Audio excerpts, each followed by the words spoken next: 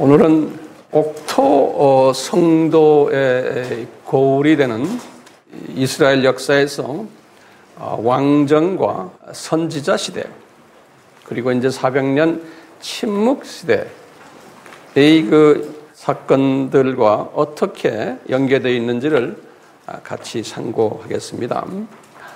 자, 여기 본문 말씀 사무엘상 8장 4절에서부터 22절까지 긴 스토리인데 4절에서 9절까지만 보겠어요. 이제 사사기를 이제 마치면서 계속되는 말씀이에요. 이제 4절부터 보겠습니다. 이스라엘의 모든 장로가 모여 라마에 있는 사무엘에게 나아가니 그랬어요. 그에게 이르되 보소서, 당신은 늙고 당신의 아들들은 당신의 행위를 따르지 않습니다. 그러니까 사무엘의 아들들도 따르질 못하는 거예요. 그러니 열방이 이방 나라들의 주변에 열방과 같이 우리에게도 왕을 세워 우리를 다스리게 하소서 한지라. 지금 그 사사 때는 중앙 집권자가 없었거든요.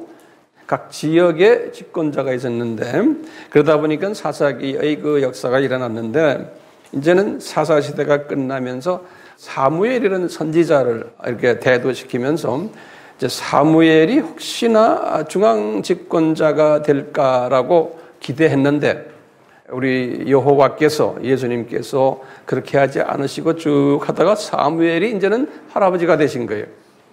그러다 보니까 이제 장로들이 생각에 우리가 주변 나라의 왕들이 있기에 그렇게 강한데 우리도 이제 주변 나라처럼 왕이 있으면 참 좋겠다. 근데 이렇게 보니까 사무엘은 이제는 주님 나라에 갈 나이가 됐고 그 아들들을 딱 보니까 아들들이 아버지 같지 않은 거예요.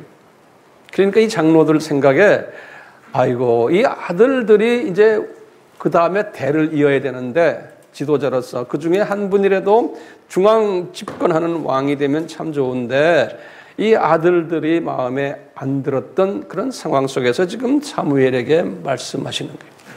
그러니까 이제 6절 보세요. 우리에게 왕을 주어 우리를 다스리게 하라 한 그것을 사무엘이 기뻐하지 아니하여 여호와께 기도했습니다. 사무엘이. 그러니까 이제 7절에 여호와께서 사무엘에게 이르시되 백성이 내게 한 말을 다 들으라. 그들이 너를 버림이 아니요 나를 버려 자기들의 왕이 되지 못하게 함이라. 거기다 좀 줄을 크게 적어 놓으세요. 성경에 아주 중요한 말씀이 여기에 숨겨져 있어요. 이 말씀 속에는 엄청난 비밀이 들어있어요. 이스라엘이 왕이 없어서 사사 때도 외적에 침입받아갖고 가나안 땅을 점령을 마음껏 못한 것이 아니라는 거예요. 지금 장로들 생각은 뭐예요? 왕이 있으면 해결될 텐데, 힘이 생길 텐데, 우리 민족이 왕이 없기 때문에 그렇다. 그러니까 이제 사무엘도 거기에 대해서 동의 안 하지만 여호와가 예수님이에요. 그러니까 여러분들 이 부분에 대해서 혹시 잘 모르는 분은 선지하신 예수님에 대한 그 제 가르침이 있잖아요. 그걸 꼭 보시길 바라요. 그러니까 구약의 모든 역사 속에서의 진짜 왕이 누구냐? 예수님이라는 거예요. 근데 여호와라는 거예요. 내가 왕인데 나를 인정하지 않고 세상에 왕이 있으면 해결될 걸로 생각한다는 그 자체가 죄라는 거예요. 그러면서 이제 8절 9절에서 그랬어요. 내가 그들을 애굽에서 인도하여 낸 날부터 오늘날까지 예수님이 지금 말씀하시는 게 그들이 모든 행사로 나를 버리고 다른 신들을 섬김같이 내게도 그리 지금 한다는 거예요.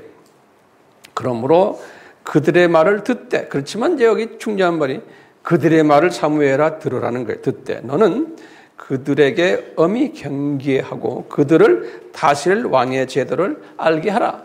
그러면서 이제 왕을 주실 것을 이렇게 말씀을 하세요. 싫지만 그러면서 이제 그 나머지 10절부터 쭉 마지막 절까지는 왕제도가 나타나면은 어떠한 일들이 일어날 것을 쭉 설명하고 있어요.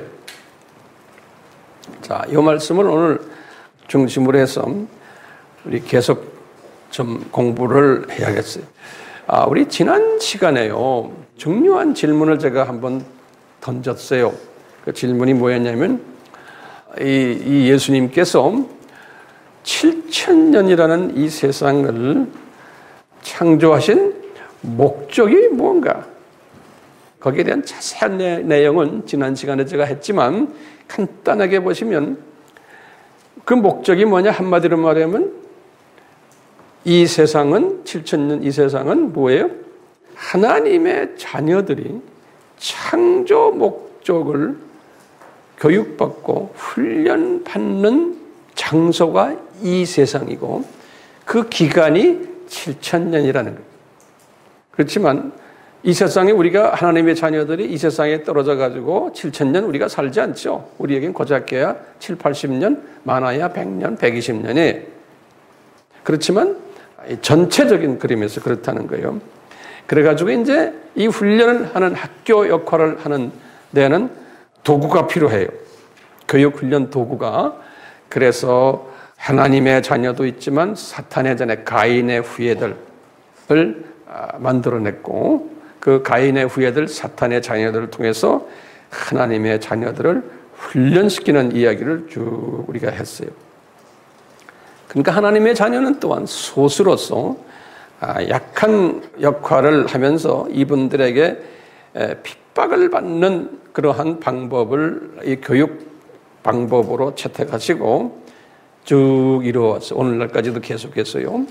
그게 이제 7,000년 인간 역사인데 이것을 예수님께서 제자들에게 뭐라고 말씀하시냐면 이것은 천국의 비밀이다 이렇게 말씀해요. 이것은 천국의 신비다. 우리 마태복음 13장에서 그랬어요.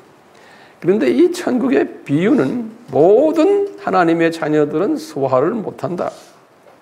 그렇기 때문에 너희들만 소위 옥토 토양 수준에 있는 제자급들만 소화할 수 있도록 디자인을 해놓으셨다는 거예요. 그러니까 이 세상에는 두 가지 사람이 있다. 하나는 뭐냐? 사탄의 자녀들이 있다. 또 하나님의 자녀들이 있다. 이 두 자녀가 있다. 이것을 씨 뿌리는 비유로 탁 하면서 이 길가 토양자들은 누구냐? 이건 사탄의 자녀들이라는 거예요. 창조 목적을 철저하게 위배하는 사람들이라는 거예요. 그리고 하나님의 자녀들을 훈련시키는 일을 하는 사람들이라는 거예요. 그리고는 하나님의 자녀들은 세 가지 토양의 자녀들이 있다는 거예요. 그래서 돌밭 자녀들. 요 분들은 어떤 분들이냐? 창조 목적에 관심이 없는 하나님의 자녀들을 상징화했어요. 그래서 이제 구원받은 광야 40년 사람들이, 이 사람들은 이 사탄의 공격에 면역력이 없는 사람들이에요. 근데 이분들이 대부분을 차지해요. 쭉 보면요, 하나님의 자녀들이 뭘 가지고 있을 때 마귀가 무서워하냐면 수직 계명에 순종할 때 이 사탄이 겁을 내는 거예요. 그런데 돌밭의 자녀들은 수직 계명에 관심도 없는 사람들. 그렇기 때문에 사탄의 밥이에요. 몇 프로에서 몇 프로예요? 60에서 70%의 크리스천들이 여기에 속해요. 그 안에도 계층이 있지만 여기에 지도자 한 분을 딱 선정한 것이 모세예요. 이 돌밭 자녀들을 관리하는. 근데 이 모세는 창조 목적을 받아가지고 아주 잘 지켰던 분이에요. 그러니까 요 안에 그런 지도자가 있다는 거예요. 그리고 또 어시스턴트 지도자가 있었어요. 누구의? 여호수아와 갈렙이. 이런 사람들이 숨겨져 있다는 거예요. 나머지 이 분들은 별로였던 거예요. 청탐 갔던 12명 중에 10명은 그런 마음이 없었어요. 또 70 장로들도 마찬가지고 이런 교회의 모습이 돌밭 모습이 광야 크리스찬이. 그 다음에 이제 두 번째 크리스찬의 모습이 가시떨기라고 이제 말씀하셨어요. 이 가시떨기 크리스찬들은 가나안에 들어간 분들이 가나안에 들어가서 들어가기 직전에 벌써 여호수아에게 창조 목적이 가장 중요하다라고 가르쳐줬어요. 좌나 우로 치우치지 말고요. 창조 목적을 집중해라. 그러면은 마귀들이 꼼짝 못한다는 거예요. 다시 말해서 가나안에 있는 7 족속들이 꼼짝 못한다는 거예요. 그러면서 네가 그분들의 땅을 점령할 수 있다는 거예요. 그래서 여호수아는 이것을 철저하게 지켰어요. 그런데 여호수아가 가끔 가다가 이것에 대해서 철저한 부분이 좀 약해졌을 때 어떤 사건이 일어나죠? 아이 사건이나 또는 다른 사건들이 일어나고 어떻게 됐어요? 이분이 좀 힘이 약해졌어요. 이런 일들을 이렇게 보여주니까 여호수아는 그래도 최선을 다했지만 강해졌지만 이 말씀에 집중을 했지만 가끔 가다가 집중을 못했던 영적 지도자의 모습을 보여주고 있어요. 여호수아 같은 분들은요. 그러면 이분이 이것을 자기 제자들에게도 철저하게 가르치질 않았어요. 그래서 이제 그것 때문에 사사 시대로 이제 들어가는 거예요. 이 사사 시대는 이 훈련이 안 된 창조 목적을 집중할 사람들이 없는 크리스천 그룹들이에요. 주변에 선교지가 상당히 많은데 점령할 땅이 많은데 하나님의 종들이 목사님들이나 선교사님들이나 모든 이 선교지에서 이 땅을 점령해야 되는 사람들이 창조 목적에 여호수아처럼 집중하는 사람도 있고 가끔 가다가 또 집중이 나태해지는 사람도 있고 아예 사사시대처럼 집중을 하지 못하는 그래가지고 엄청난 어려움을 당하다가 때가 돼서 회개하니까 사사를 잠깐 세워서 집중케 한 다음에 또 사사가 죽은 후에는 또 다시 집중하지 않는 이런 모습들이 이 가시떨기 시대의 모습이에요. 이 모습까지 우리가요 지난주까지 공부했죠. 근데 이제 오늘 이제 사사 시대가 이제 끝나면서 지금 오늘 본문 말씀 뭐예요? 장로들이 우리가 힘이 없는 것은 우리가 어려움 당하는 것은 누구 때문이라고요? 왕이 없어서 그렇습니다. 라고 이제 사무엘에게 이제 이렇게 말씀하시는 거예요. 그러니까 사무엘의 기분이 좋았어요? 안 좋았어요? 안 좋았어요. 그러면서 그 사무엘과의 대화 소리를 누가 들었어요? 여호와께서 들으신 것. 여호와는 누구라고요? 예수님이에요. 예수님께서 들으셨어요. 들으시고는 말씀하시는 게 뭐라고 그래요? 저들이 왕이 없어서가 아니고 진짜 왕인 나를 무시해서 그렇다는 거예요. 다시 말하면 창조 목적 수직 계명에 충실하지 않고 잡놈들을 우상들을 섬겨왔기 때문에 저렇게 힘이 빠진다는 거예요. 그 선교는 하고 사역은 하는데 이게 힘이 빠져가지고 땅은 어느 정도 점령해놨지만 이게 그렇게 된다는 거예요. 그래가지고요 주님께서요 왕을 달라고 했으니까 이제 내가 왕을 주겠다.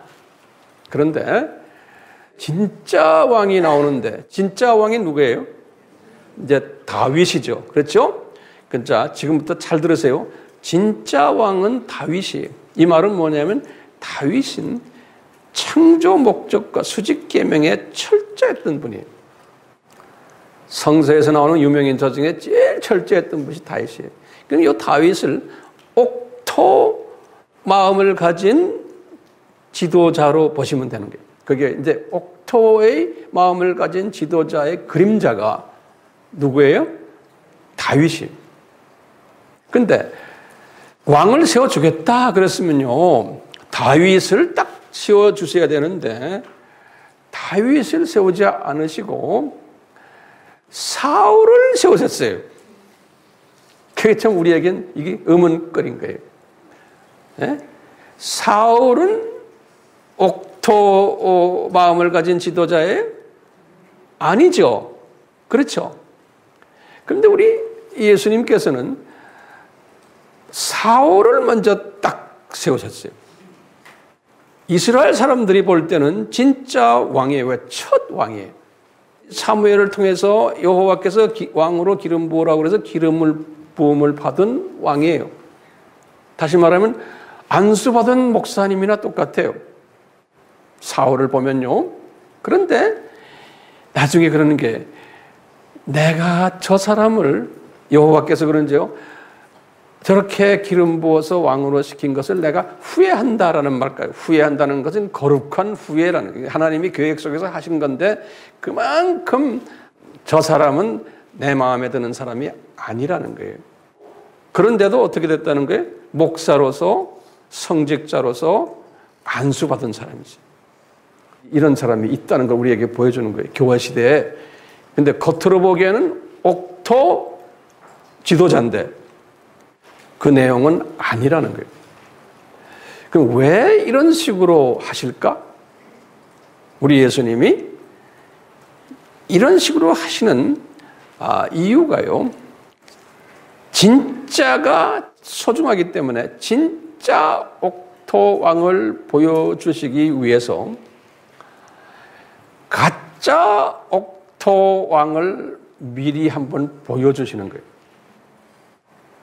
그래서 저기 가짜구나라는 걸 나중에 깨닫게 한 후에 그 다음에 진짜를 주십시오라고 막 애걸을 할 때 진짜가 딱 나타나게 하는 거예요.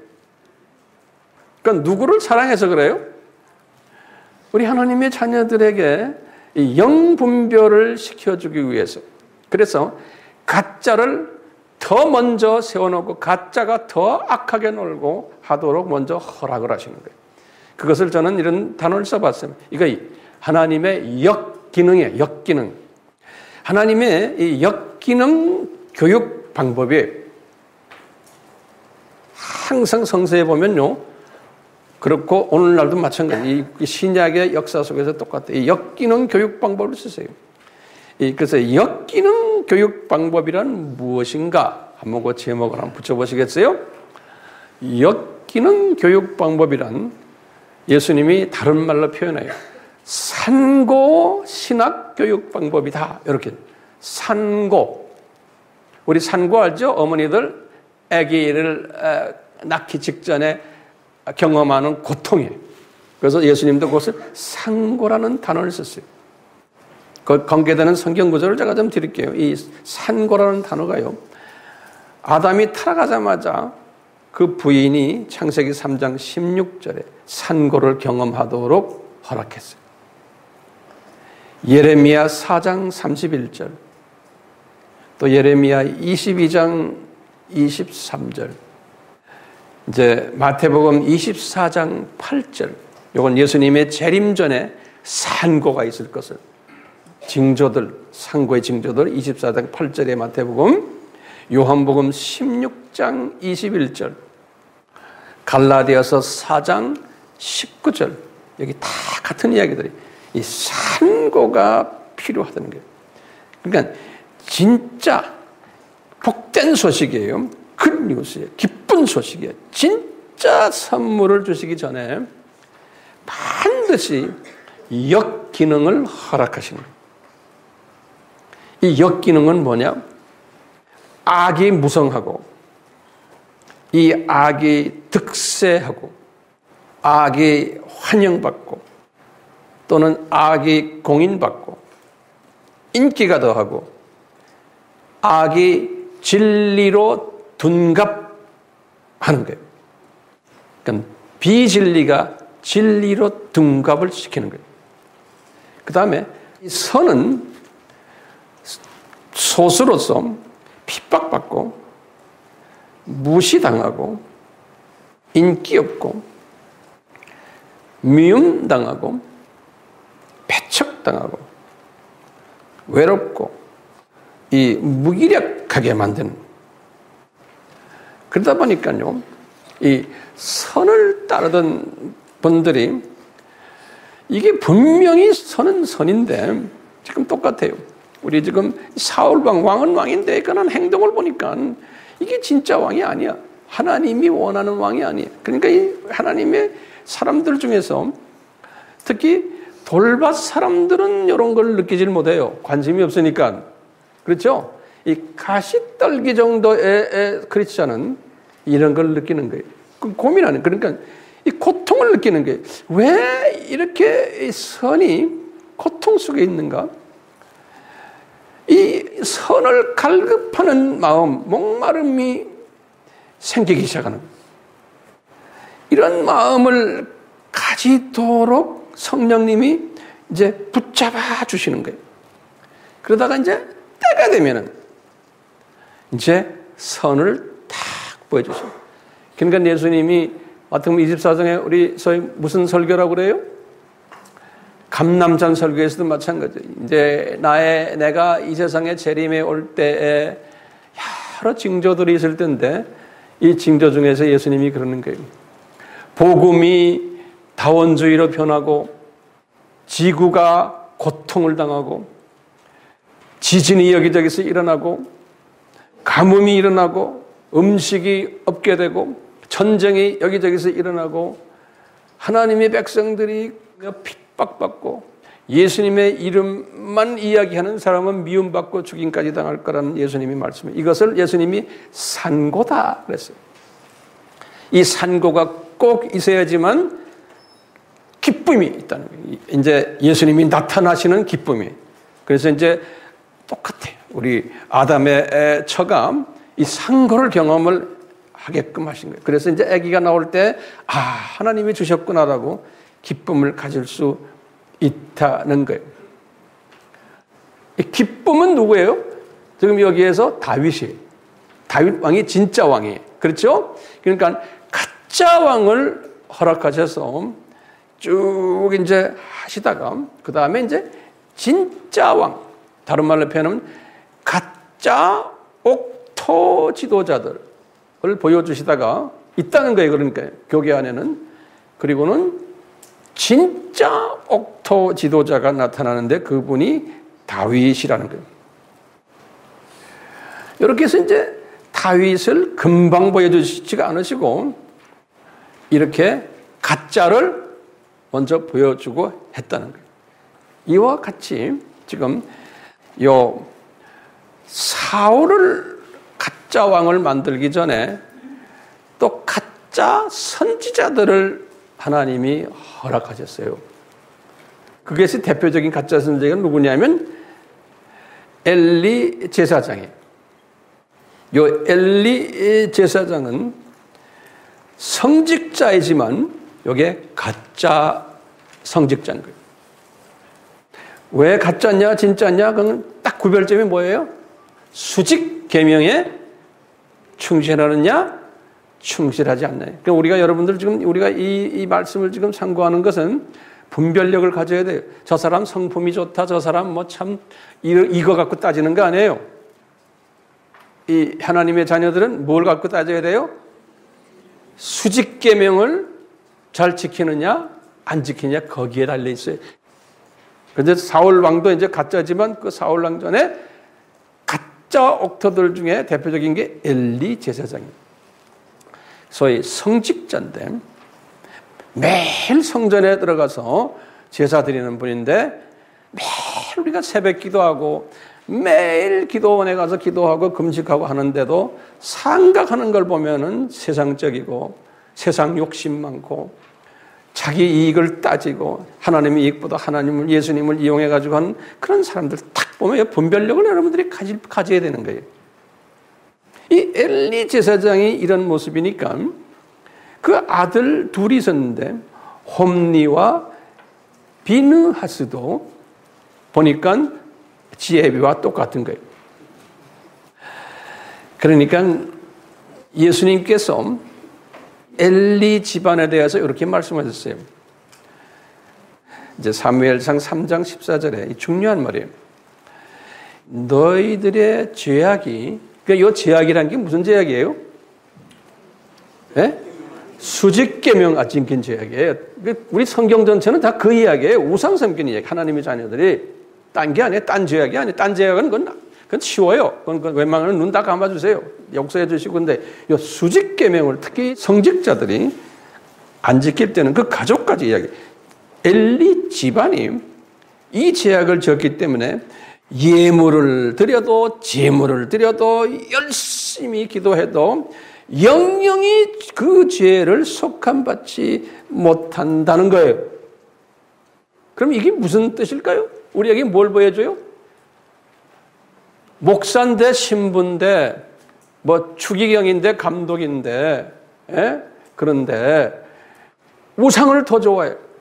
돈을 더 좋아하고 이 세상 더 좋아하고 명예 더 좋아하고 권력 더 좋아하고 이러면은 우리 모세 때도 그랬지만 심하게 이렇게 창조 목적에 위배하면 어떻게 된다는 거예요? 구원이 어떻게 된다는 거예요? 캔슬 된다는 거예요. 그러니까 어떤 재물을 바쳐도 나는 영원히 속함을 못해 주겠다는 거예요. 이런 가짜를 딱 보여주시는 거예요. 사무엘 선지자 딱 보시면 사무엘 선지자는 가짜요, 진짜요? 이분은 진짜죠. 그렇죠. 이게 다 주님의 은혜로 이분은 진짜예요. 그런데요, 이 사무엘을 딱 보면 이분이 진짜인데 이분의 아들들을 보면은 사무엘상 8장 1절에서부터 3절에 두 아들이 장자가 요엘이고 차자가 아비야예요. 이 아들들이 수직 계명에 소홀했던 모습을 보여줘요. 부친 사무엘의 행위를 따르지 못했다는 거예요. 이 아들들이 아버지 때문에 이제 이분들이 다 사사가 된 거예요. 사사란 거는 재판관이에요. 재판관이 됐을 때 아버지의 백을 믿고서는 이분들이 재판을 할 때 보니까 돈 받고 뇌물을 받고 판결을 했다는 거예요. 딱 성서에 보면 그렇게 나와요. 그러니까 보세요. 사무엘이에요. 사무엘은 그 어머니 누구예요? 한나의 은혜로 이제 미리 다 예정하신 거죠. 그 아들 사무엘에게 갔는데 그 아들 사무엘이 자녀 교육을 제대로 못 시켰던 것 같아요. 뭘 못 가르쳤어요? 수직계명에 대한 철저한 교육을 시키지 않았어요. 국민들에겐 시켰는데 자녀들에겐 못 시킨 거예요. 그건 다 한계가 있어요. 이런 모습도 우리에게 보여주시는 거예요. 우리가 사무엘 하지만 사무엘도 이런 부분에서 철저하지 못했어요. 자녀 교육에 실패한 사람 중에 하나예요. 그러다 보면요, 이렇게 수직계명을 잘 지킨 하나님의 종들도 모세들도 딱 보면요, 모세의 아들들 모세 같지 않았어요. 그래서 그분들에 대한 이야기가 그렇게 자세하게 안 나와요. 엘리의 아들들 봤죠? 이 그룹은 어떻게 된 거예요? 완전히 온 가족이 구원을 받지 못한 가족으로 그림자로 보죠. 이 사무엘의 아들들은 이렇게 볼 때 구원을 유지를 했던 것으로 이렇게 기록이 되어 있어요. 사무엘에게는 은혜를 베푸셔서. 근데 엘리에게는 안 베푸셨어요. 다윗을 봐도 다윗도 진짜 옥토 크리스찬으로서 옥토 지도자로서의 예표로 보여주시지만 이분도 자녀 교육에 별로였어요. 그렇죠? 그 많은 한 20명의 아들들 중에서 그래도 제일 마지막 둥이 솔로몬은 하나님이 이렇게 택하셨는데도 솔로몬 나중에 여기 보겠지만 솔로몬 자녀 교육도 다윗이 잘 시키지 못했던 것을 우리가 볼 수 있어요. 그렇기 때문에요, 성직자들이, 목회자들이 주님 일에, 예수님 일에 집중하다 보면은 그 손자 때까지 이어가는 경우가 많지 않음을 볼 수가 있어요. 그걸 하나님께서 그렇게 만들어 놓은 거예요.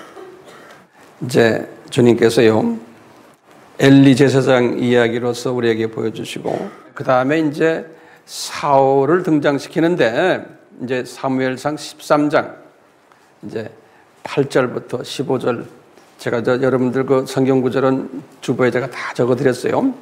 자, 이 사울이요, 이제 왕이 됐는데, 요분의 행동을 보면은, 요게 진짜 왕인지 가짜 왕인지를 우리가 알 수가 있어요. 그래서 그걸 내가 내용을 좀 적어드릴게요. 요분이요, 왕은 왕인데 수직 계명에 집중하지를 못한 왕이에요. 그러니까 그것도 이제 하나님의 디자인으로 저는 보고 있어요. 첫 번째, 이 사람은 인본주의적 예배를 드렸어요. 예배는 철저하게 드렸는데 항상 사람을 인식하면서 예배를 드렸어요. 나중에 그래, 내가 사람이 두려워했어. 이 목회자가요, 교인들 두려워하니까 교인은 많이 생겨요. 교인들에게 딸이 붙이니까. 그렇지만 이 사울이 그것 때문에 회개를 했어요. 형식적 번제를 드리면서 교인들 눈치를 보면서 했어요. 사무엘상 13장 8절에서 15절 얘기도요. 자, 두 번째는 이 사람이 이러면서도 하나님께서는 이분에게 영토를 확장하는 능력을 부여해 줬어요. 이런 잘못이 있으면서도. 그러니까요, 우리가 이렇게 이 사람이 영토를 이렇게 확장하고 능력이 보여주니까 우리가 보면 저 사람 참 능력 있는 분이구나. 우리가 목사들이나 선교사들이나 또는 이런 분들이 열심히 해서 교회도 확장하고 선교지도 확장하고 뭐 능력이 나타나고 하니까 이렇게 사람을 두려워하고 인본주의적인데도 잘 돼야 뭐가 성공적으로, 이런 케이스나 딱 마찬가지. 이 사울의 케이스예요. 그런데 15장 9절에 그랬어요. 이 양반이 물질 욕심과 자기 명예 욕심에 꽉 차 있었다 그랬어요. 15장 12절에도 권력을 높이는 데 사용했고, 자기가 점점 더 커지니까 갈멜산이라고 있어요. 갈멜산에다가 기념비를 하나 세웠어요. 이 사람이 15장 12절에. 그래서 사울 왕이 이렇게 위대하게 이렇게 이 가나안 땅들을 정복을 했다라는 것을 나타낸 게 기념비를 세운 거예요. 이거 굉장히 싫어하시죠? 누가 영광 받는 거예요? 이게 지금 거꾸로죠? 잘 나가는데 알고 보면 이 기념비 세우는 스타일. 그러니까 우리도 똑같아요. 그러니까 여러분들 지금 분별력이 지금 조금씩 생깁니까? 지금 이 옥토 지도자들이라는 양반들인데 보면은 자기 선전 많이 하고 자기 과세하고 내가 이렇게 했다고 그냥 하는 그런 사람 있어요, 없어요? 그러니까 성서를 보면 이런 것이 있어야 되고 있다라는 것을 거울로 지금 구약의 스토리에서 보여주는 거 아니에요? 그렇죠? 그러니까 구약의 스토리가 지금 아브라함부터 예수님까지 2000년의 스토리거든요. 이것을 거울로 지금 보여주시잖아요. 우리가 이거 지금 보고 있죠. 오늘은 지금 마지막 부분을 지금 보는데 그 2000년이 예수님 때부터 예수님이 재림 때까지 그 2000년의 교회 시대의 모습을 그대로 보여준 거예요. 구약의 이스라엘의 역사, 아브라함부터 예수님까지 2000년 역사가 신약의 교회 시대의 역사를 거울로 보여준 거예요. 예수님의 보혈을 중심으로 해서 보여주기도 하고, 우리가 이제 구원론 쪽에서 보는 거, 이것은 지금 뭐냐면 씨 뿌리는 비유 속에서 이거 지금 보여주시는 거예요. 자, 커지면 커질수록 지금 보면 사울이 영적으로는 쇠퇴하는 모습을 우리가 보는 거예요. 그러면서 더 이분은 나중에 이런 거예요. 15장 24절에 딱 보시면 사무엘상, 내가 백성이 두려워서 그들의 말을 청종했습니다. 그런다고요. 그러니까요, 오늘날 교회가 이 영적 지도자는 예수님과 대화하면서 예수님의 말씀에 순종해야지, 당회를 열어서 당회의 장로님들의 말을 들어가다 보면 그 교회는 언젠가는 세속하게 되게 됩니다. 왜? 장로님들이 예수님과 깊이 교제하지 않는 사람들이 앉아있는 사람들이 대부분이에요. 그게 서양 나라에서부터 그게 이제 시작이 된 거거든요. 장로 시스템이에요. 그러니까 장로 시스템에 갖고 만든 교회들이 싸움을 안 하는 교회 없어요. 목사님과 같이 개척해가지고 목사님 하다가도 한 10년 돼서 교회가 커지고 이렇게 하면 나중엔 목사님의 반기를 들고서는 목사님을 법적으로 고소하는 장로들도 많아요. 옛날에는 그렇게 지냈는데 왜 그래요? 다들 이 세상이 저 나라를 보지 않고 이 세상을 보면서 보이는 것에 관심 두다 보니까 전부 다 그렇게 돼버린 거예요. 그럴 때 이제 우리 예수님이 지금 이분이 변질된 모습, 이분이 누굽니까? 사울이에요. 변질된 모습을 딱 보시곤 내가 너를 버리겠다 그러시는 거예요. 15장 23절에. 그리고요 15장 35절에 내가 너를 왕으로 임명한 것 후회한다 이런 말까지. 그러시면서 16장 7절엔 그랬어요. 아직 버리지도 않으셨는데도 과거에 그랬어요. 내가 이미 너를 버렸다 그런 거예요. 지금 왕인데도 왕의 타이틀을 가지고 있는데도 이미 버렸다 그런 거예요. 그러니까 이건 예정적인 측면이에요. 이미 왕은 왕이지만 내가 너를 버렸다. 이제 그러시면서 그 말이 떨어지자마자 여호와의 신이 성령님이 그를 떠났고 악신이 그분에게 들어갔다. 그래 16장 14절에 그 유명한 말이죠. 악신이 악령이 그분에게 들어갔다. 악령이 들어가서 완전히 이 사람이 이제는 번뇌를 하는 거예요. 악신이 들어가서 이제 이 사울이 번뇌를 하는 거예요. 그럴 때 이제 조그만 어린아이 다윗이 등장을 해요. 다윗이 이제 그 앞에서 악기를 트는데 이분의 번뇌가 해결이 됩니다. 악신이 쫓겨났다 그랬어요. 다시 말하면 버림받은 것이 회복됐다는 게 아니고 버림받았는데 그러니까 이분도 지금 사울은 구원이 있는 분이에요? 없는 분이에요? 없는 분이에요. 버림받은 사람, 버림받았어요. 악신이 들어가서. 그러니까 그런 지도자들이 많이 나올 것을, 가짜 옥토 지도자들이 많이 나올 것을 지금 보여주는 거예요. 자, 이제 이런 사건을 통해서 다윗을 등장시키는 거예요. 지금 요까지는 무슨 사건이에요? 요것은 산고 신학이에요. 산고 교육이에요. 이렇게 그러니까 진짜가 아닌데 진짜처럼 행위를 하면서 이런 가짜들이 등장할 것을, 교회 시대에도 이런 가짜들이 많을 것을 이 거울로 그림자로 보여주신 거예요. 이런 가운데 진짜를 이제 등장시키는 것이 누구예요? 다윗이에요. 그러면서 이 다윗을 딱 등장시킬 때 이게 다윗의 그 성품의 특징을 설명을 해줘요. 이 사무엘상 이제 16장에 보면 쭉 그 이야기 나오는데요. 다윗은 성품이, 본성이, 하트가, 중심이 순수였다 그랬어요. 다시 말하면 쓴뿌리가 많지 않았던 분이다. 인품이 괜찮았다. 어릴 때부터. 이게 굉장히 중요해요.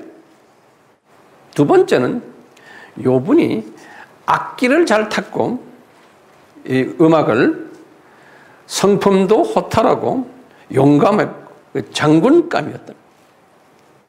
세 번째는 이 사람이 한국말로는 준수한 외모를 가졌다 그랬어요. 그걸 이제 영어로 보면 he was handsome, 아주 미남이었다 그랬어요. 그 다음에 네 번째, 이 사람이 정직하고 악이 없었다 그랬어요. 이건 사무엘상 29장 6절에 그 말씀이 있어요. 하나님께서 진짜 옥토 하트를 만들기 위해서는 이렇게 준비를 시키신 거예요. 이 사람을. 그래가지고는 이분을 왕으로 이제 만들기 전에 사울이 보는 데서 골리앗 사건을 저지르게 하는 거예요. 골리앗 사건을. 그러니까 사울이 딱 보고, 이거 대단한 청년이구나, 얘가. 그래가지고 군대장을 삼는 이야기가 나와요. 16장 5절에.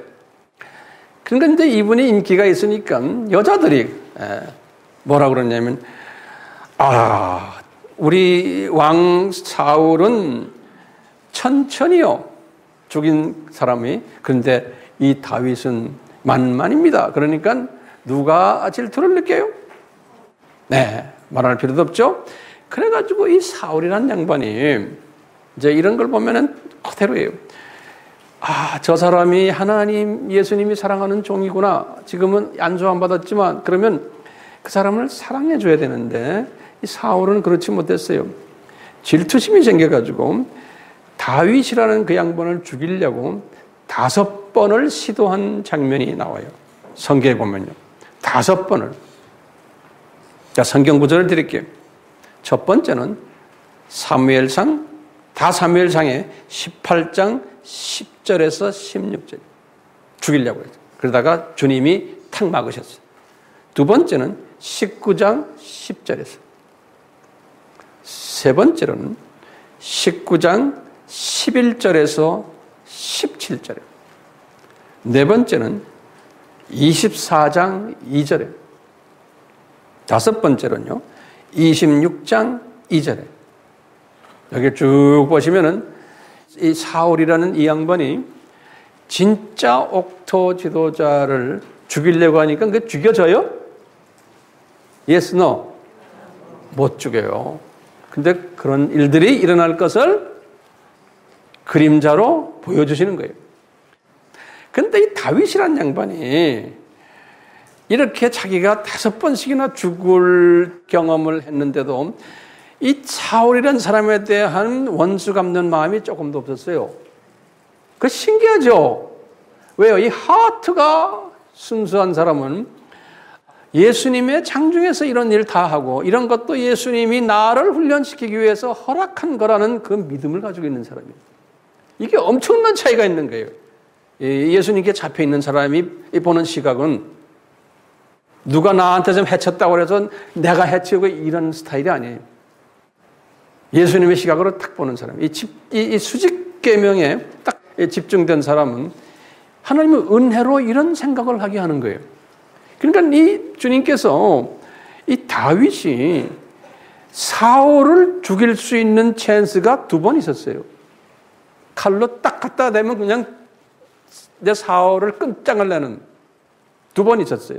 근데 안 죽였어요. 성경 구절 드릴게요. 첫 번째, 사무엘상 24장 4절에 또 26장 9절에 안 죽였어요. 그러면서 여호와께서 저 사람을 치시지 나는 안 치겠다는 거예요. 26장 10절에 이런 말 했어요. 그리고는 저 사람은 여호와께서 기름 부음을 하신 분이기 때문에 기름 부음을 받은 자를 내가 건드리지 않겠다는 거예요. 그것은 예수님의 소관이라는 거예요. 26장 19절에 그랬어요. 그러니까 때가 되니까 이분이 이제 죽음을 당하죠. 사무엘상 31장 쭉 5절에 보면 그래요. 죽음을 당했는데도 다윗이란 사람이 자기를 5번이나 죽이려고 했던 저 사람을 죽음을 보고는 슬피 울었다고 그랬어요. 그러니까 다윗이 인간적인 측면에서 보면 어떤 사람이에요? 골이 빈 사람이에요. 우리가 넘버원 돌밭 크리스찬 시각으로 이런 스토리를 읽으면 이게 소화가 안 되고요. 골이 폈다고 보는 거예요. 넘버2 시각인 사람들이 봐도 절반이에요. 이 성경을 볼 때 시각에 얼마큼 차이 있나. 이분은 누구의 마음을 가졌기에 이렇게 울었어요? 또 제가 볼 때 사울도 버림을 받았다기 때문에 하나님의 종으로서 기름을 받았지만 저분도 구원이 상실된 사람으로 저는 보는 거예요. 사울은. 그러니까 이 다윗이 본 거예요. 저 사람 영원히 저주받은 사람으로 전락됐겠다.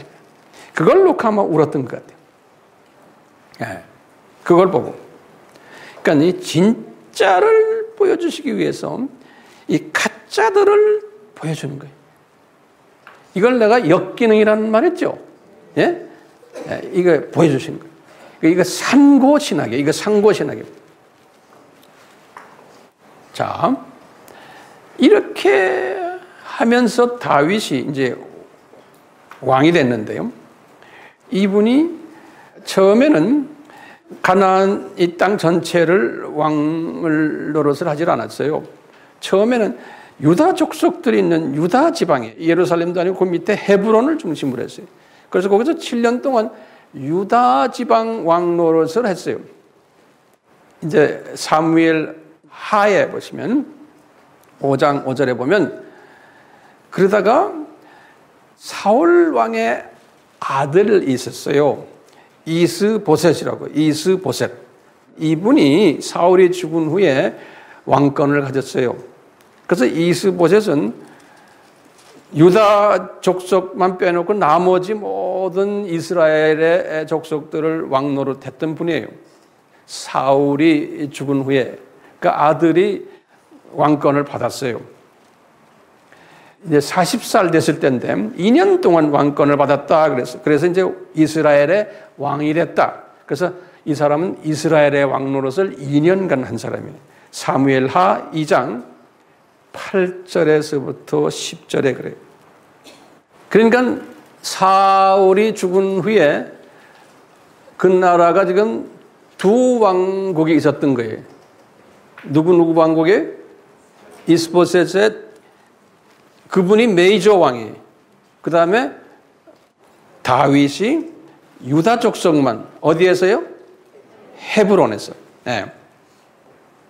이렇게 하다가 주님이 때가 2년 후에 딱 때가 돼서요. 이 이스보셋에 따르는 분들이 다윗이 진짜 왕인 것을 깨닫게 돼가지고 이스보셋을 살해를 해요. 그래서 이스보셋이 죽임을 당하고는 그리고는 이 모든 장군들과 장로들이 다윗한테 찾아오는 거예요.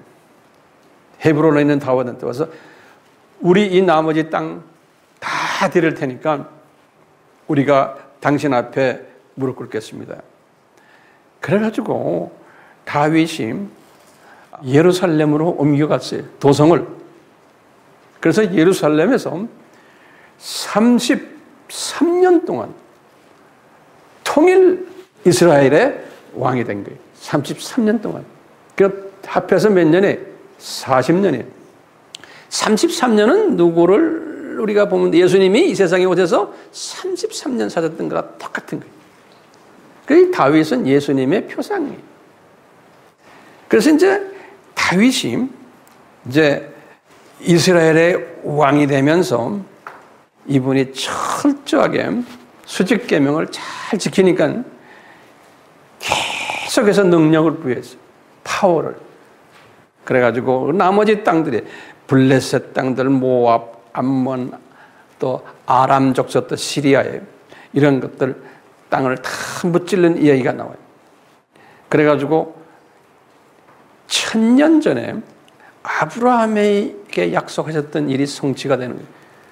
1000년 전에 아브라함이 약속했던 게 뭐예요? 창세기 15장 13절에서 16절이 아브라함과 약속이죠. 뭐예요?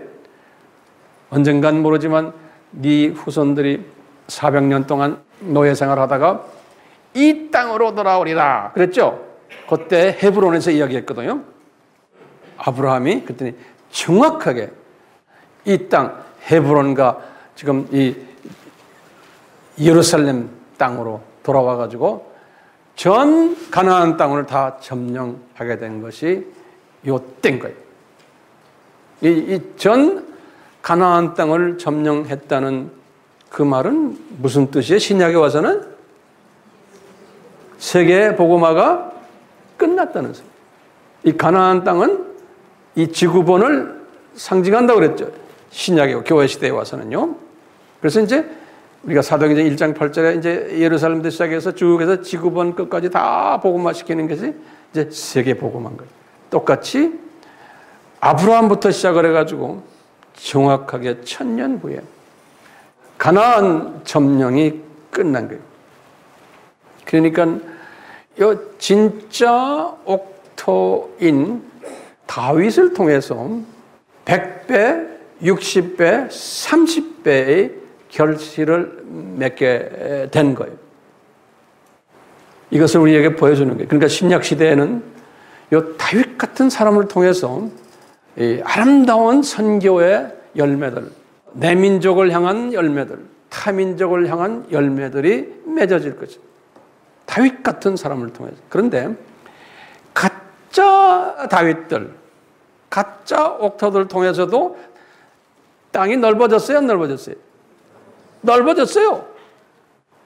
다시 말하면요, 돈 욕심 있고 명예 욕심 있고 싸움질 잘하고 권력 다툼하면서 목회하고 선지자 역할하고 선교사 역할 하는데도 테리토리가 영토가 넓어져요. 근데 나중에 알고 보면 결실이 없는 거예요. 넓어졌는데 그걸 누가 다 나중에 가지게 돼요? 다윗이 가지게 되는 거예요. 그러니까 우리가 이 지혜를 가져야 돼요. 자, 다윗이요, 이런 혜택을 받은 정말 복 있는 사람인데도 다윗이 딱 보면요, 수직 계명에 나태하게 시작하는 거예요. 나태. 이게 이분의 그 피조물의 한계성을 예수님께서 적나라하게 보여주는 거예요. 이렇게 하나님이 택하신 옥토 지도자이지만 너돈 사람이다. 모든 게 잘 되고 모든 게 명예가 있고 파워가 있고 돈이 있고 다 이러면 너도 변질된다 이놈아. 변질된 사건의 열매가 뭐냐? 밧세바 사건인 거예요. 그런데 이 밧세바 사건을 통해서 이제 솔로몬이 나오지만 하나님은 그 사건을 통해 가지고 다 디자인하신 거예요. 이분이 더 낮아지고 회개하면서 그 아름다운 시편들을 다 쓰신 거예요. 그러니까 영성이 더 커지면서. 그러니까 우리 다윗이라는 이 사람도 하나님이 예정한 사람이지만 실수하게 해놓고는, 더 겸손케 해놓고는 더 하나님과 깊은 관계를 맺도록 만드는 거예요.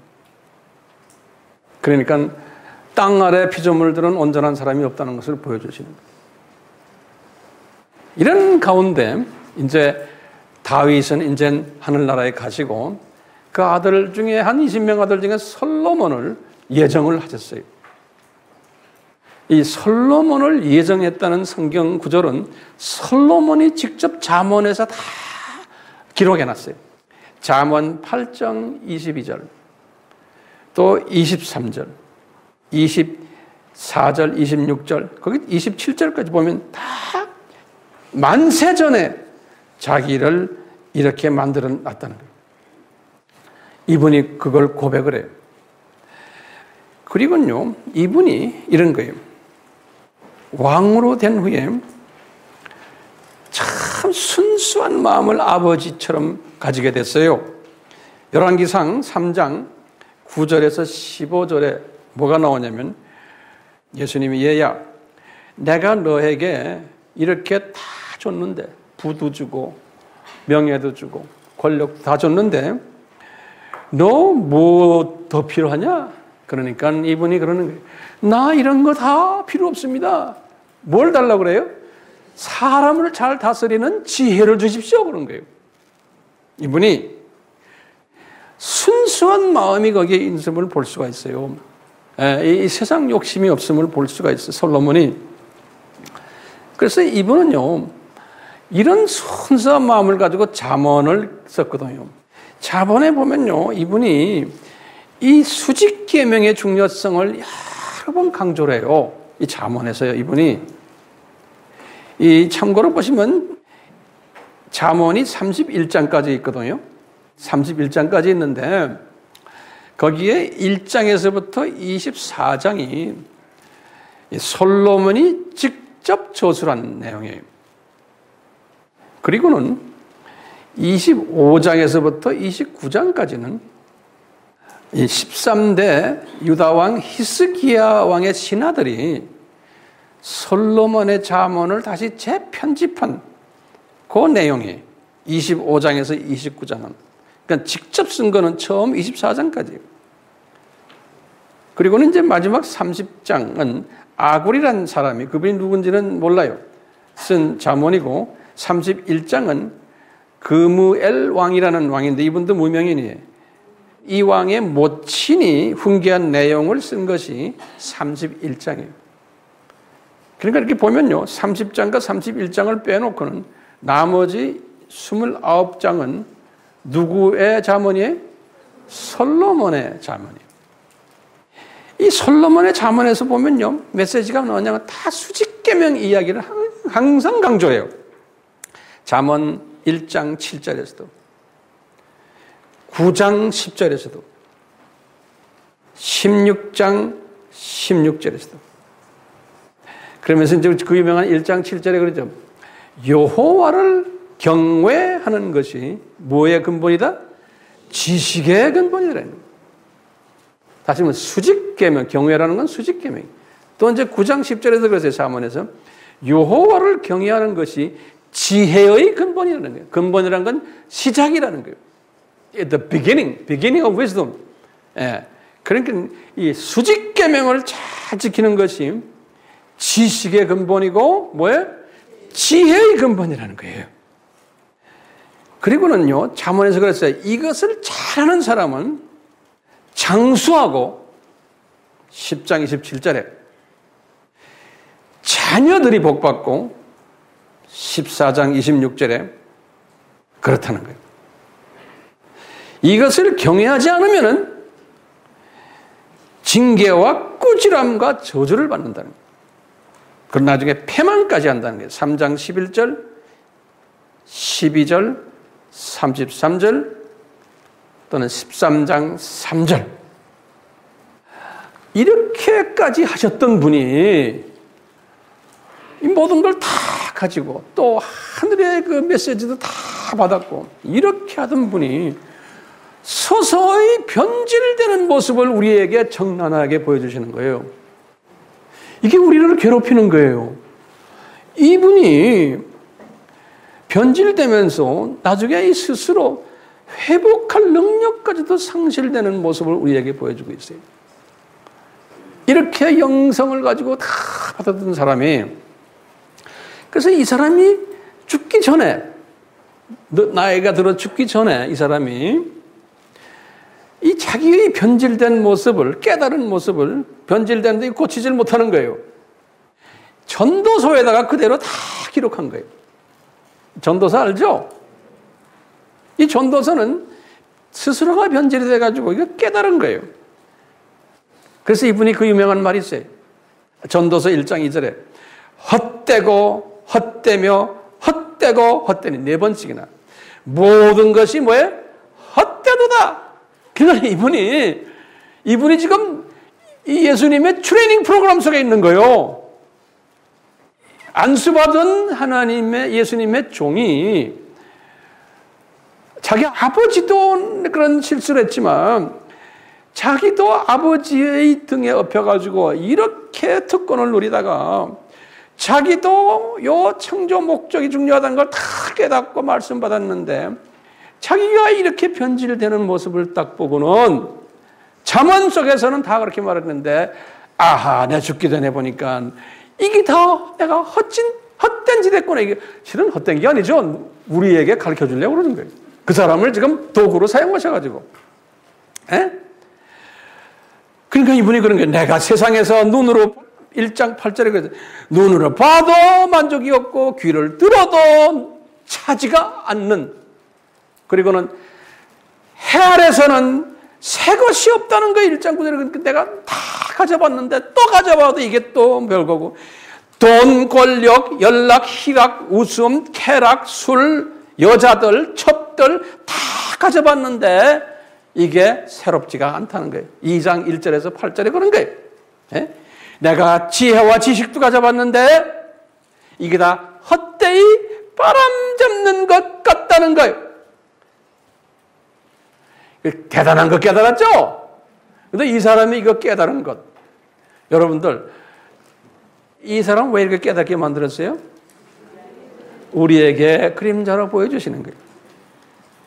잘 나가던 성직자들이 이렇게 될 수 있다는 거예요. 그러니까요, 소위 잘 나가던 목사님 아들이 솔로몬같이 될 수 있다는 거예요. 그러면서 이분이 깨달은 게 그거예요. 우리가 좋아하는 전도서 3장에 1절에서부터 8절. 그렇죠? 천하에 범사가 기한이 있고 모든 목적이 이룰 때가 있다는 거예요. 그러니까 하나님의 프로그램이 있다는 거예요.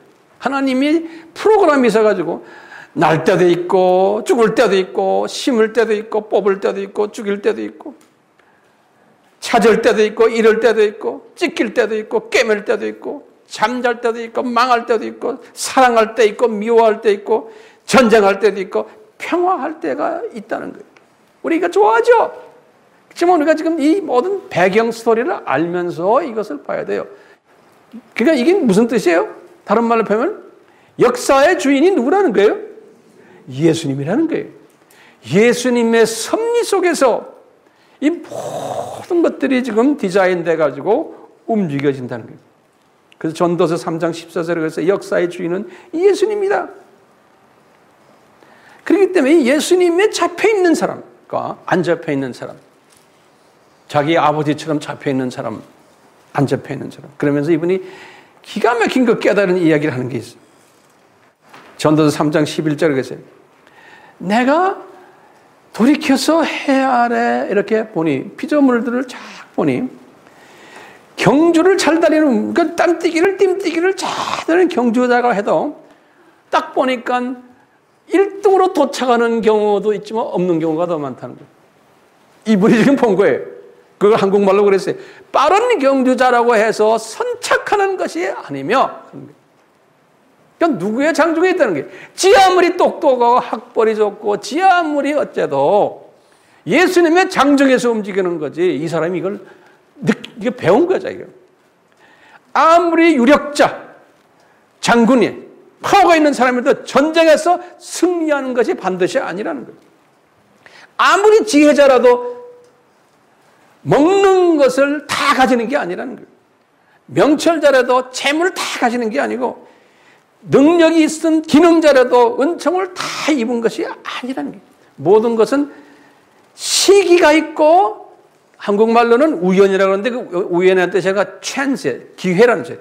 모든 것은 하나님의 때가 있고 하나님의 기회가 예수님의 창중에 잡혀 있다는 거예요.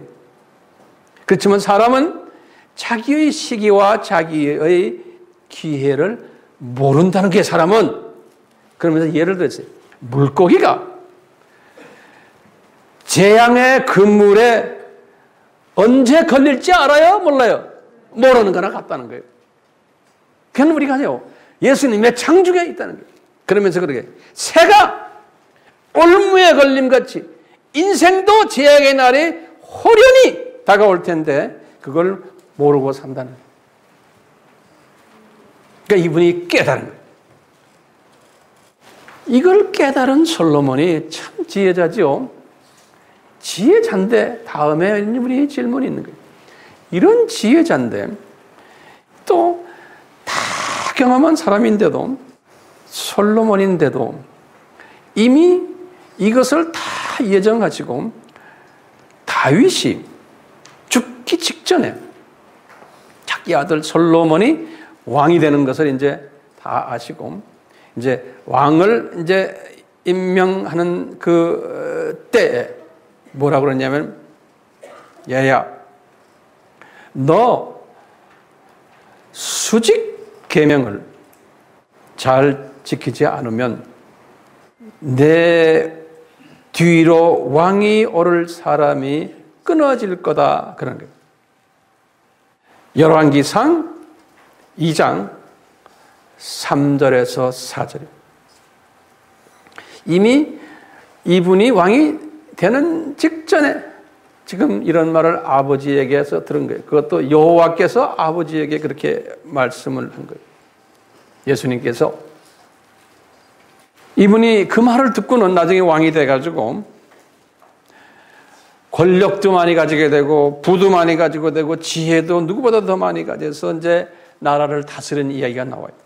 열왕기상 4장 20절에서 34절에 그뿐만 아니라 이분이 예루살렘 성전을 건축하고는 예배드리고 봉헌하던 장면이 나와요. 열왕기상 6장에서 8장까지 엄청난 일을 해왔던 사람이에요. 이렇게 교회도 짓고 예배도 많이 드리고 돈도 많아지고 유명했던 사람인데 이 사람이 이렇게 되기 전에 이미 다윗을 통해서 유언적으로 말씀했던 거예요. 그러니까 유언대로 이 사람이 다 가졌어요. 그리고는 이분이 이걸 다 가진 후에 예수님이 나타나신 거예요. 이분에게 두 번째 경고를 하시는 거예요. 뭐라고 하냐면 솔로몬아, 네가 가진 것 다 가졌잖아. 그런데 네가 수직계명에 철저하게 지금 위반하고 있단다. 열왕기상 9장 1절에서부터 7절에 그랬어요. 네가 이렇게 불순종하면은 내가 너를 이 땅에서 끊어지게 버릴 것이요. 이미 봉헌한 예루살렘 성전도 내 앞에서 던져 없애버리겠다. 그리고는 모든 민족 가운데서 속담거리가 되도록 내가 이야기거리가 되도록 만들겠다는 거예요. 이렇게 말씀하셨어요. 그래도 들은 채 많지. 엄청나게 변해버렸죠, 사람이. 우리도 솔로몬 같은 사람 많다는 소리예요. 엄청나게 변해버려가지고 이제 솔로몬이 이제 거의 죽기 전에 직접 예수님이 하시는 말씀이 있어요.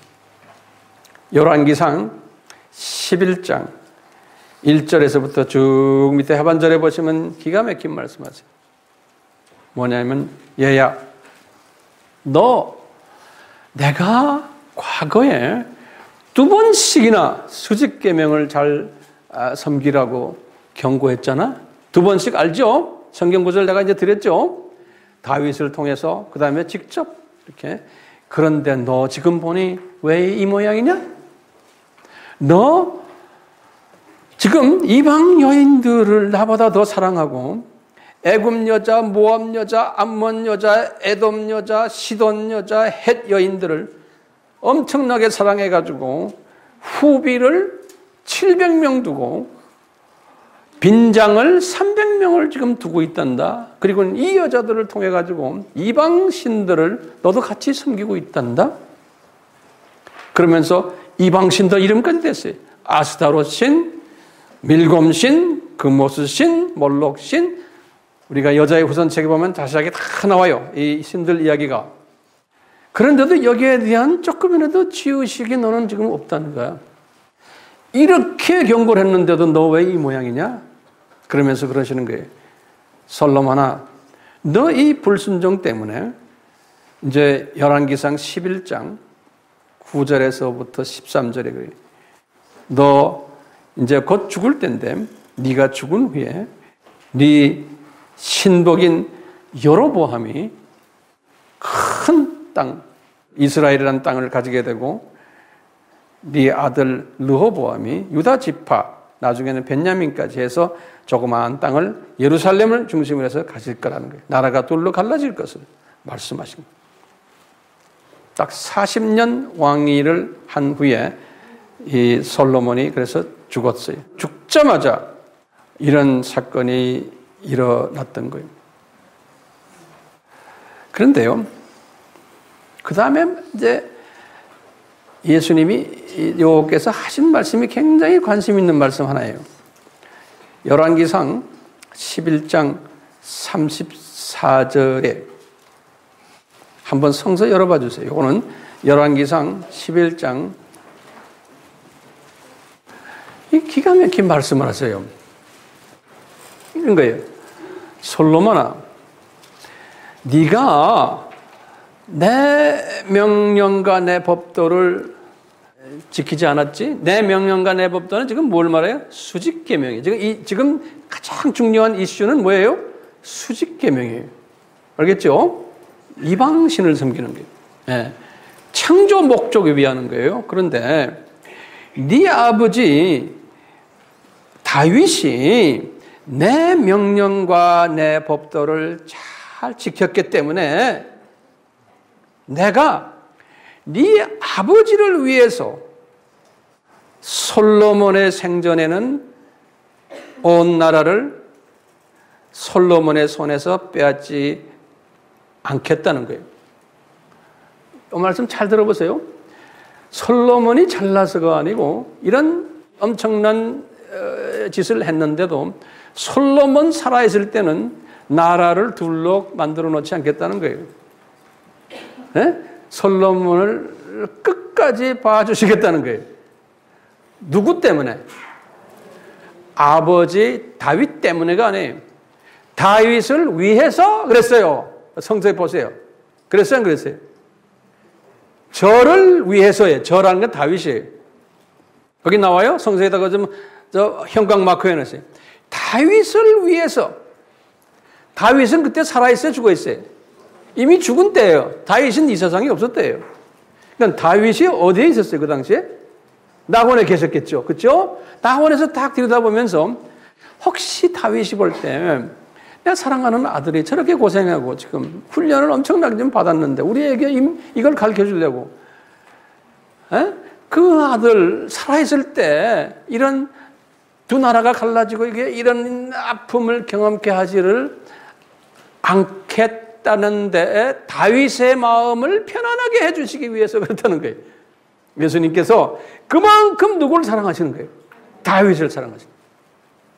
그러니까 나나 여러분들 우리가 예수님을 막 사랑하면 어떻게 돼요?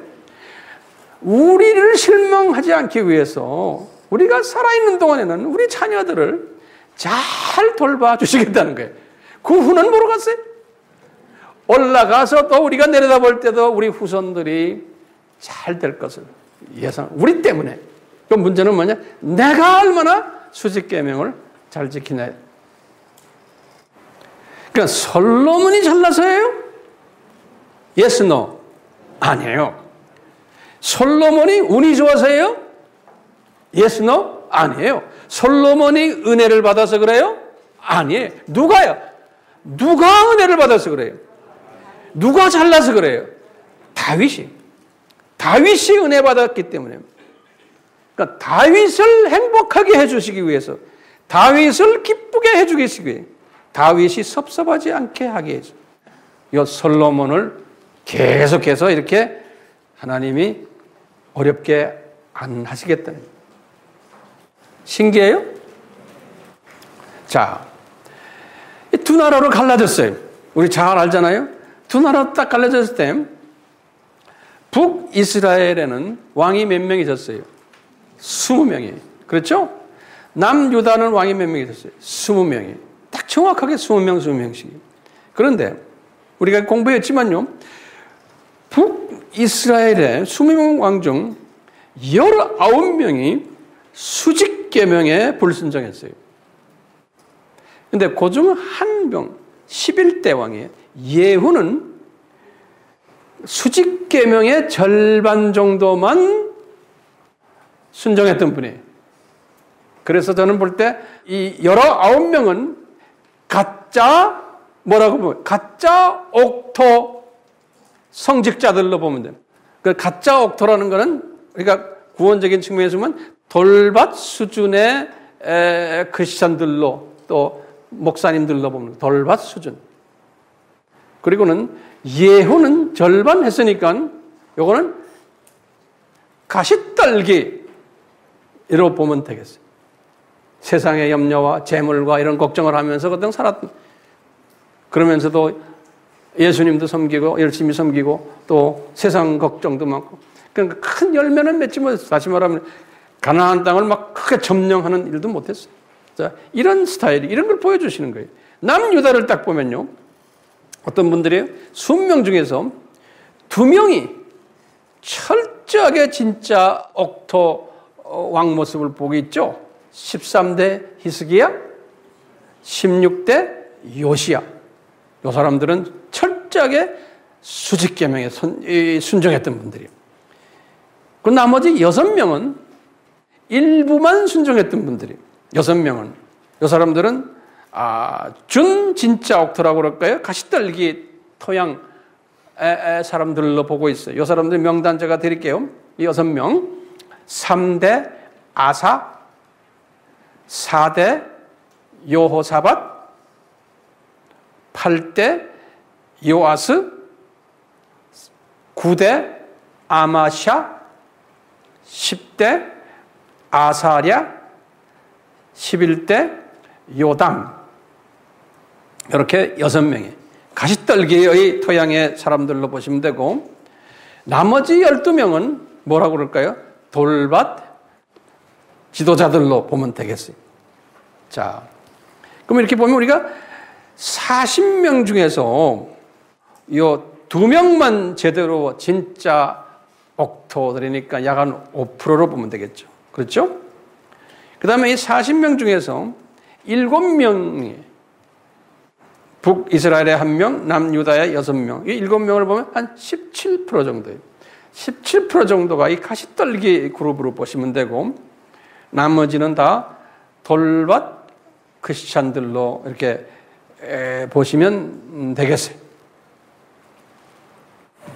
이때부터, 이 다윗 때부터 시작을 해가지고요, 쭉 예수님이 오시기 전 말라기까지 이 수직계명에 충실지 못한 하나님의 자녀들에게 수직계명을 독려시키는 선지자들을 약 한 20명 정도를 파송했어요.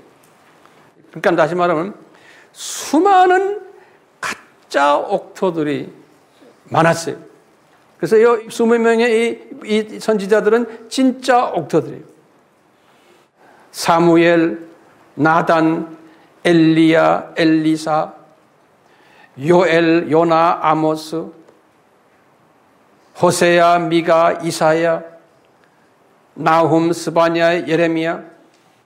적을 사람은 빨리빨리 적으세요. 하박국, 하박국, 오바다, 다니엘, 에스겔, 예레미야, 학개, 스가랴, 말라기 쭉.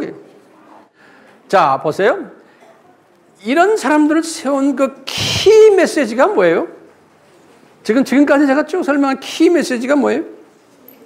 예? 수직계명인 거예요. 하나님이 화를 내신 이유가 뭐예요? 하나님의 자녀들이 수직계명을 잘 지키지 않기 때문에 화를 내는 거예요. 그러니까 구약 스토리는 뭐예요? 구약의 아브라함부터 예수님 오시기까지 천년 스토리는 실제로 아브라함의 후손들을 연극 드라마 배우로 만들어가지고 비디오로 이스라엘 역사 속에서 이 수직계명의 중요성을 가리키는 하나의 드라마 스토리예요. 이스라엘의 역사가요. 네. 그래서 이 수직계명을 지키지 않는 하나님의 자녀들이 이 이방 나라에 훈련받는 이야기예요. 그래서 아수르, 바벨론, 나중에 이제 페르시아, 그리스, 로마 제국에 의해서 어려움을 당하면서 그 안에서도 계속해서 또 예수님이 또 회개하면 건져주고 이렇게 해주는 거예요. 이 선지자들에게 하신 메시지가 뭐냐면 하나님의 자녀들인데 이스라엘 사람들이 예루살렘 성전까지 지어놨는데 솔로몬을 통해서 예배의식도 많이 하고 예배당에 들어가서 금식도 하고 동물 잡고 제사도 드리는데 이게 다 헛다리 짚는 짓들만 한다는 거. 왜냐하면 창조 목적은 저리다 놓고 인본주의적 예배를 드리고 창조주 예수님에 대한 초점이 제대로 안 돼 있는 종교 행위를 하는 모습을 정난하게 이스라엘의 역사 속에서 보여주는 거예요. 그러니까 신약의 2000년 기독교 역사가 그럴 것을 보여준 거예요. 그림으로 보여주시는 거예요. 특히 말라기에서 딱 끝나고는 말라기에서부터 예수님까지 그 400년 역사는 소위 침묵기간이라고. 침묵기간. 선지자를 보내지 않았어요. 그 침묵기간 약간 400년은 신약의 역사를 따지면 종교개혁부터 오늘날까지의 그 400~500년이. 종교개혁부터 시작해서. 예수님의 침묵 기간이 끝나면 예수님이 초림했었지. 그렇죠? 똑같이 종교개혁 이후부터 이제 지금까지 이것은 예수님의 재림 기간, 재림 전 일어나는 일이에요. 그래서 재림 전 일어나는 일이 어떻게 발전되느냐? 재림 전, 초림 전, 그 침묵 기간에 유대인들의 모습을 공부할 수 있어요. 제 말 이해되세요? 이 유대인들이 이렇게까지 수직계명을 잘 지키질 않았잖아요. 안 지키면서 이분들은요, 이제는 어떻게 하느냐? 우리가 수직계명을 잘 지키려면 이제 400년 동안의 유대인들의 사고방식이 뭐냐? 자기네가 믿고 있는 이 종교를, 유대교를 종교화시키고 제도화시키고 교리화시켜서 좀 더 인간 중심적 수직 계명을 만들자라는 그런 개념들을 가지고 있어요, 유다인들이. 그래가지고요, 예수님 오시기 200년 전부터 뭐 했냐면 이걸 가지고 서로 다투다가 이제는 자기네의 교단을 만든 게 바리새파를 만든 거예요. 보수파들이. 더 하나님의 수직 계명을 잘하자고 한 파들이. 또 여기에도 좀 진보적인 파들이 소위 사두개파들이. 이거보다 바리새파가 이건 보수지만 이건 아니다 해서 더 극보수가 만든 것이 에센파예요. 이건 극보수파들이. 그리고는 이것도 아니다. 우리 민족을 로마 제국에서 살려내야 된다는 또 민족주의적인 정치 지향적인 파들이 있었어요. 그것이 열성당이라고 그래요. 이 사람들은 나중에 마사다에서 다 이제 없어지잖아요. 마사다 이야기 아시죠? 정치파들이에요. 이런 네 가지의 기독교 안에 파들이 있었던 거예요. 왜? 수직계명의 그게 본질인데 그 본질에서 벗어나가지고 비본질에 더 초점을 맞추는 일들이 예수님의 초림 전에 일어날 것을 보여준 거예요. 이것이 재림 전에 그대로 나타날 것을 그림자로 보여주신 거예요. 그러니까 초림 전에 이 모든 바리새파, 사두개파, 에센파, 이 열성당 이 사람들은 율법에 대해서는 알고 있지만 율법의 주체가 되고 역사의 주인이 돼서는 예수님에 대해서는 눈금이 깜깜해진 거예요. 그 예수님이 오신다고 해도 믿지 않고 오신 예수를 핍박했던 사람들이 똑같이 오늘날도 종교개혁 이후에 로마 카톨릭, 정교회, 개신교들이 제도화되고 교회화되고 교단화되고 교회법을 만들고 인간 중심적으로 쭉 나가다가 오늘 나와서는 이제는 본질이 무너져 버리고 교회가 이제는 자기 교단, 교리, 인본주의적인 모든 여러 가지의 인간 중심적인 교회 형태로 변해버린 거예요. 예수님이 분명히 말씀하셨어요. 내가 재림 전에는 이런 일들이 일어날 것이 이것이 산고라는 거예요. 왜? 복음이 변질돼가지고 복음이 아픔을 경험하는 이런 산고가 있을 것을 예수님께서 말씀하셨고 우리가 지금 그런 때에 살고 있어요. 천국의 신비 마태복음 13장에 이것을 설명하시면서 씨 뿌리는 자 비유를 쫙 설명하시면서 요 씨 뿌린 자 요 비유가 요거는 2000년 동안 이제 앞으로 있을 교회 시대에 일어날 일인데 이것은 이미 내가 과거에 2000년 동안 아브라함부터 시작해서 지금 예수님 때까지 이걸로 그림자로 다 보여줬잖냐. 그러면서 이제 앞으로 교회 시대가 이렇게 될 것을 지금 두 팀 리더들에게 가르쳐 주는 거예요. 남성팀과 여성팀들. 12 제자들과 막달라 마리아 여성 그룹들에게 지금 이렇게 가르쳐 주시는 거예요. 그러면서 얘들아, 이 교회 시대라는 것은 이렇다.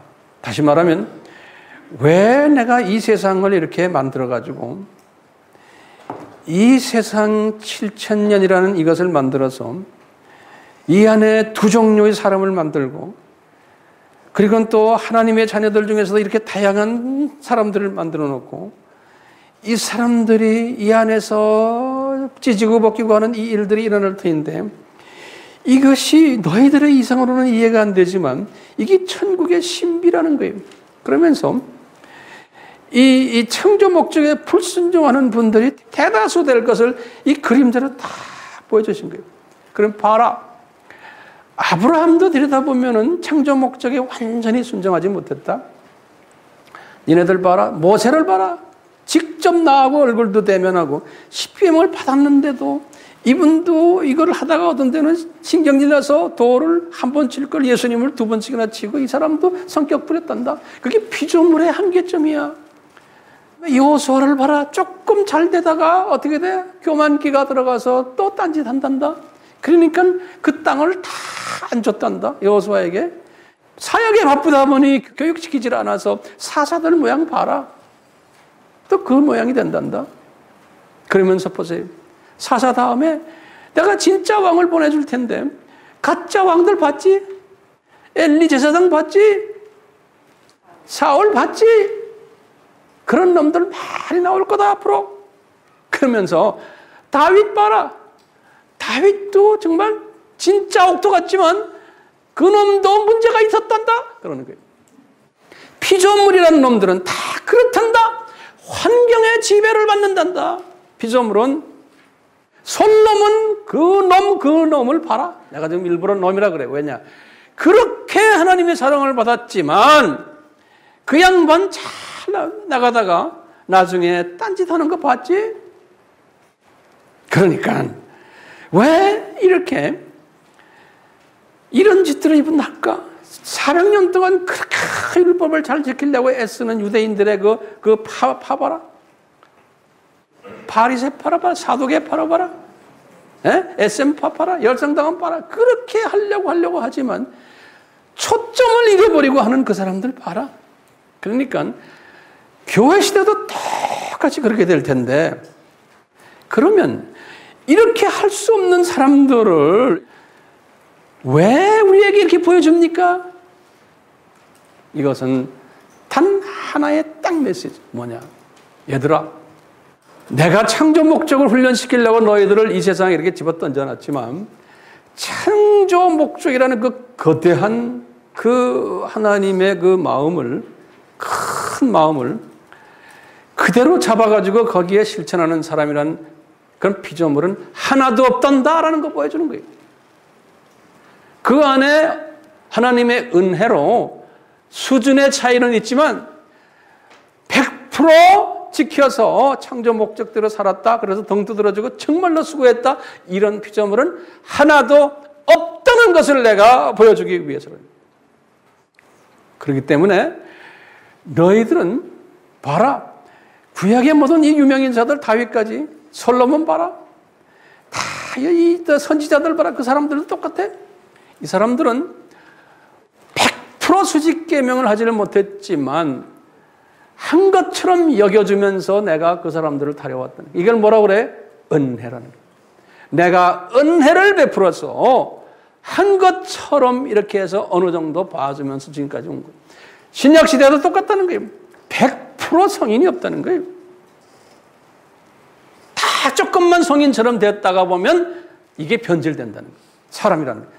자, 그렇기 때문에 창조 목적이란 뭐예요? 피조물들이 창조주에게 찬양을 드리고 경배를 드리고 이분에게 감사드리고 우리를 어떻게 이렇게 영원한 생명을 가지도록 하고 이 엄청난 영원 세계에서 내가 노력을 안 해도 그냥 의식주 다 해결되고 뭐 자동차 비행기도 필요 없고 그냥 생각만 하면 온 우주를 날아다니고 이게 엄청난 이 복을 이제 가질 터인데 이 7000년 시계의 이 시간 속에서 어떤 이런 어려움을 겪지 않고 그대로 처음부터 창조된 때부터 그런 걸 하면은 여기에 대한 감사가 없는 거예요.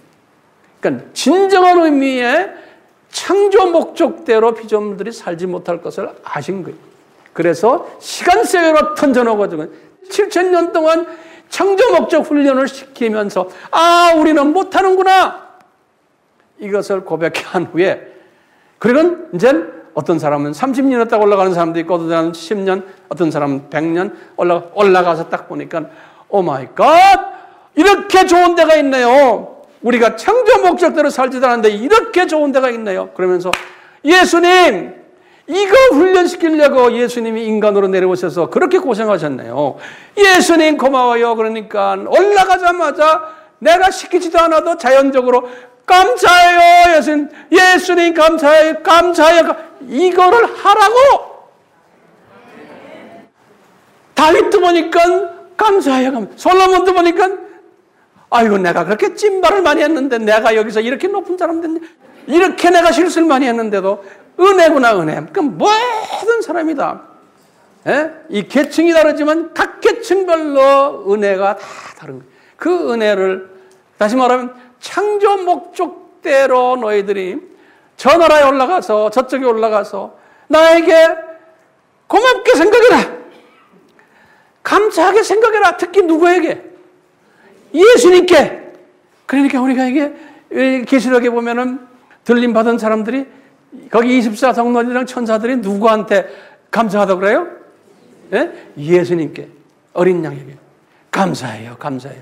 세상에, 우리가 이 세상에서 이 어려움을 경험하고 이런 거 경험 안 했더라면 그 감사란 말이 나와야 안 나와요? 예? 안 나와요. 상대적으로 해요.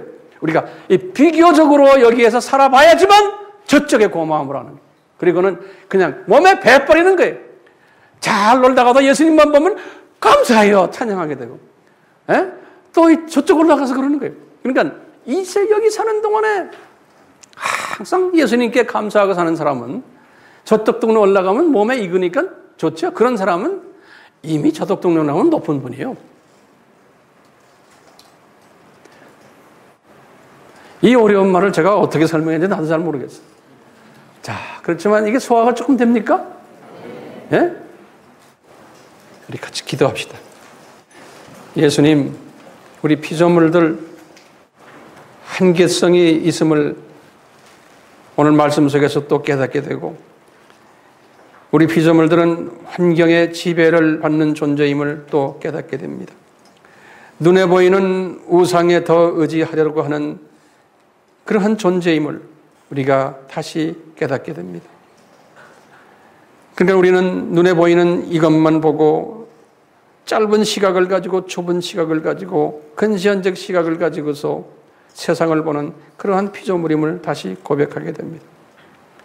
예수님, 저희들은 예수님께서 우리들을 이렇게 이 세상에 던진 것은 이 훈련을 시키기 위해서 우리는 잠깐 나그네로 이 세상에 옴을 고백하게 됩니다. 주여, 우리는 주님의 이 가르치심, 천국의 신비를 이제는 어느 정도 깨닫고는 이 전인적 시각을 가진 자들로 변화시켜 주시기를 간절히 원합니다.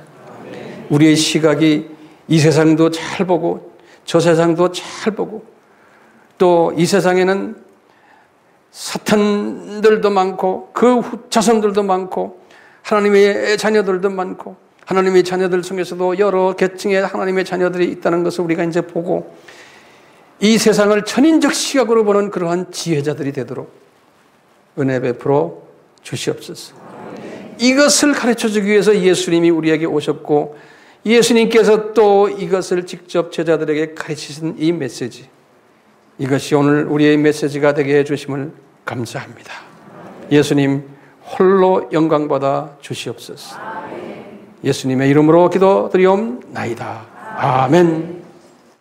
지금 이 시간은 우리 주 예수 그리스도의 무한하신 사랑과 하나님 아버지의 극진하신 사랑하심과 성령님의 감화감동 순종케 하심이 우리가 항상 이 삼위 하나님을 묵상하면서 창조의 목적을 잊지 않기를 각오하는 그러한 사람 되기를 예수님의 이름으로 축원하옵나이다. 아멘.